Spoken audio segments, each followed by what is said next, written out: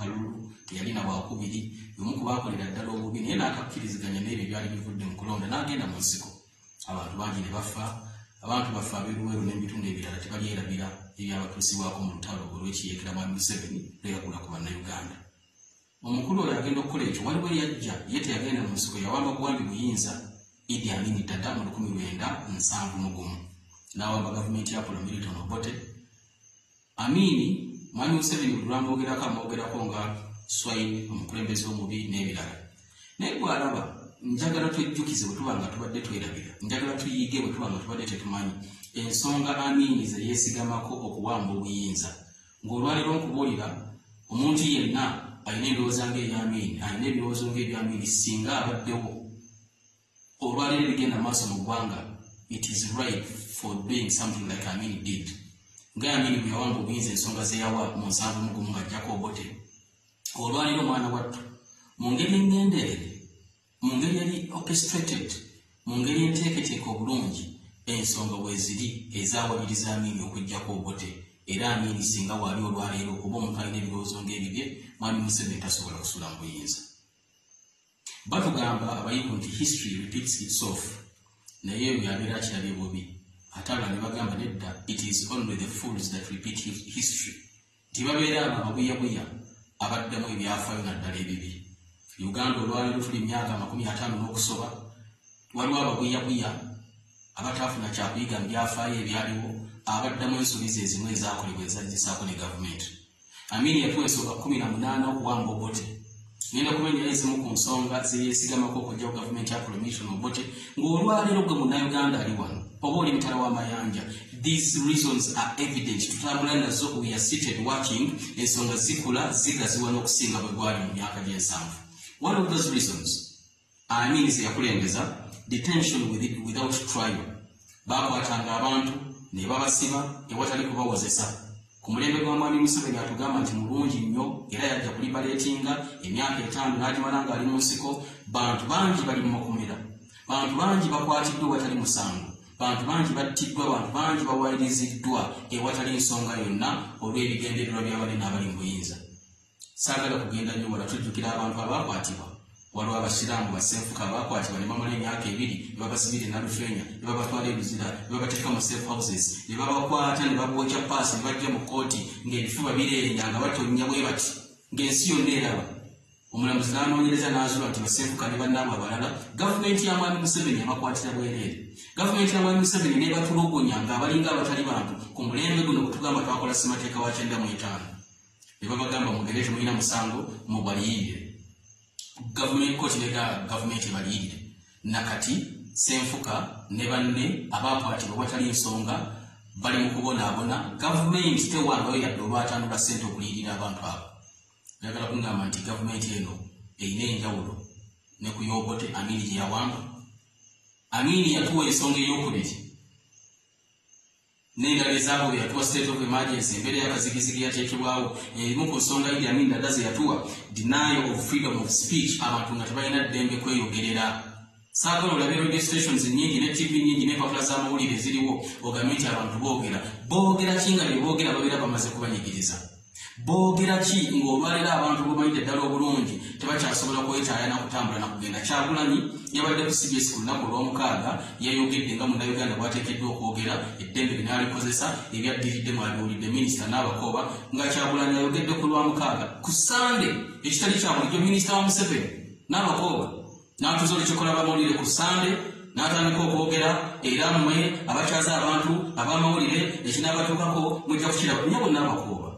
Oyinza olwaliro okulabika nti nno munnange ow'embejja mwami Museveni si gwasoose mu ntebe eyo nye bonna abakooba. Oyinza okulooza nti gavumenti eri ku ntikko y'okukulembeza ensonga zonna. Abantu babaddewo nga b'amaanyi ng'ensi batya bakkakkanye kubanga babeera bavuddeko ekyo ekibasuubirwamu. Naawe eddembe ly'abantu okubaggyibwa okulabika nti boogera nga bwe baagala okwogera yali ensonga Amini gye yeesigamako okukyusa obukulembeze. Olwaleero we are living with this. Tugenda mu kalulu ka 2021 Minisita Mwami Museveni yajja n'atugamba emikutu gy'amawulire mwegendereze byemukola mukyaza bannabyafuzi munagenda ku radio mwogera ku ki mutugamba scientific election mugambye abantu okuba campaign mutugamba covid ate omuntu avuddeyo agenze ku radio nga talinawe nakutandika kunoonya akalulu ate mutandise okubagana amameme. Are you building a nation? Muzimba gwanga mulina enjawulo n'abantu amingi beyajjako musobola okuyimirira mu stress ne mwewana ne mugamba mwakola bulungi mwerabiza bannayuganda okusomozebwa kw'enjawulo okwaliwo ettemu erisusse. Munnayuganda bwe batonnaba kubeera n'omuntu ogwe batta ku kyalo gy'obeera nga towulira nti omuntu bamusse watali ensonga isengalo mu maaso webaze Katonda naye manyi toliiyo because buli lunaku obiraba ku mawulire buli lunaku obiwulira nga babyogera abantu abattiddwa watali nsonga. Covid yajja ennaku z'omwezi abiri ne tugenda mu karantiini ne batugamba bannaye mubeere ewaka bannayuganda abafudde embeera endala bayitirivu okusinga teri n'omu yafudde covid. Ebitongole ebyokwerinda bikwata abantu bakuba amasasi abantu bafa twalaba abantu abatiwa ekaseese omuntu yatta abantu ekaseese mumanyi kyamutuukako. Olwaleero wano tulina omwana abadde asoma amateeka ku Makerere University bamukubye n'afa mu ngeri etategeerekeka. Eri ekaseese omunnaddiini yali agenda ku makya alina mukyala we avuga akapikipiki ne bamukuba amasasi ensi yonna eraba.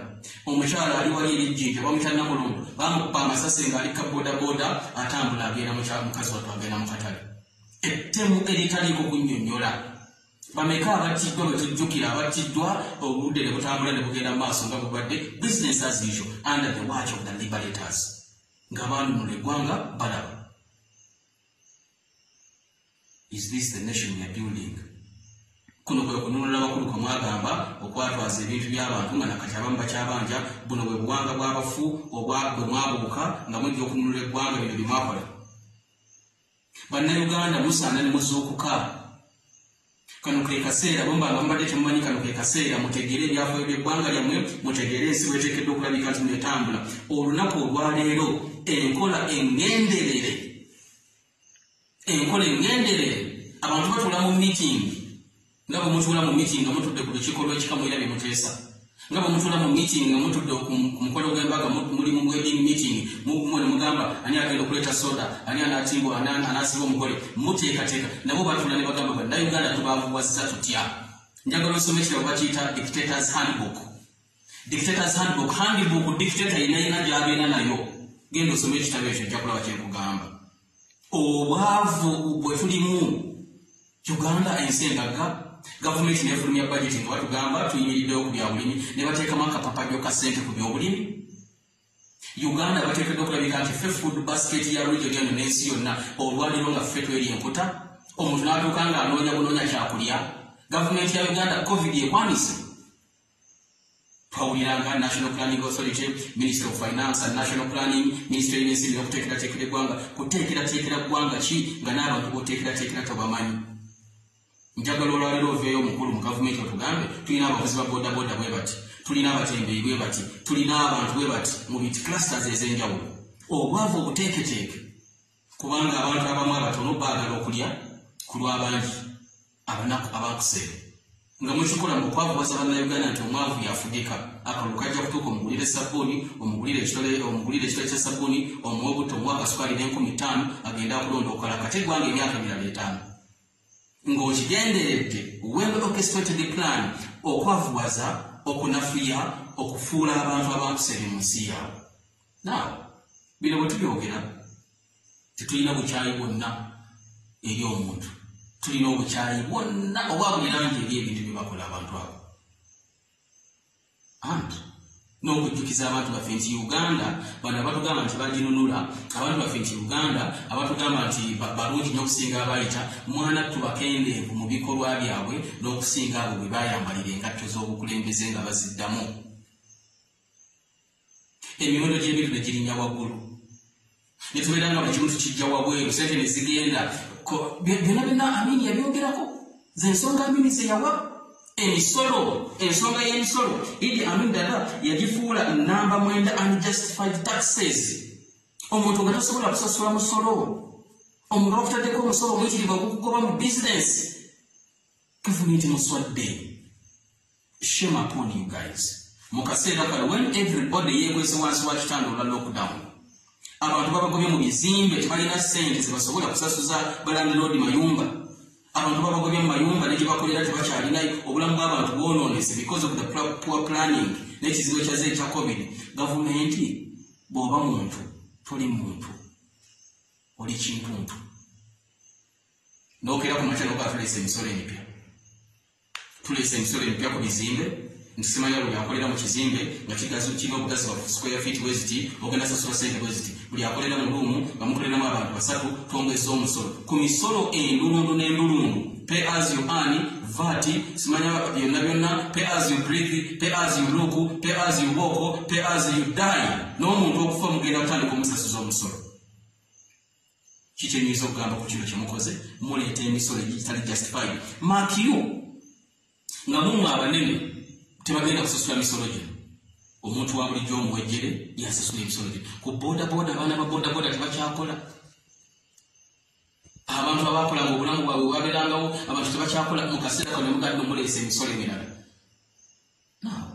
Bwe muba nga temwateekateeka kwavuwaza bannayuganda mwateekateeka kubakola ki? So bino bwe tubibagamba nze ng'ow'amawulire mbajjukiza ku byafaayo ebize ebibaawo. Bannayuganda Amiri byonna yabisamalize n'agamba ezo ensonga n'endala kuba yawa ensonga 18 zirina wano olwakadde tujja kuba nga tunulako ku nsonga endala. N'agamba ezo n'ensonga endala bwe nzirabyemu kijustifyinga okukola military coup. Kubanga bwe tutakikola bwe tutawamba buyinza gavumenti y'obote egenda kuleetawo okuyiwa omusaayi. Munnayuganda wuliriza bulungi ensonga ezo, tambuza akatambi kano, ddamu ozeekenneenye ku nkomerero mpozi kankugamba ezo zonna ensonga z'owulidde ntono nnyo ku nnyingi eziriwo ezisinga naawe ozimanyi. Byonna in summary bw'obunzika kijustifyinga munnayuganda okusituka okubaako ky'okola. Kikumala bumazi munnayuganda okuzuuka n'ogamba tunyagiddwa, tunyigiriziddwa, tulyazaamanyiziddwa, enough is enough. And now amawanga bwe gatyo baaganyagulula ne bagenda. Robert Mugabe yazimba eggwanga ng'alyezimbirako. Bannansi b'eggwanga eryazimba bwe ne bafuuka ekisekererwa olinga abasanga ababuuza abazimba bwe muli bantu bakikati musajja n'abafuga gyonna emyaka musajja eggwanga n'alinyagulula n'abaleka nga muli bannaku muli bankuseere. Kati munnayuganda tosekerera muzimbabwe.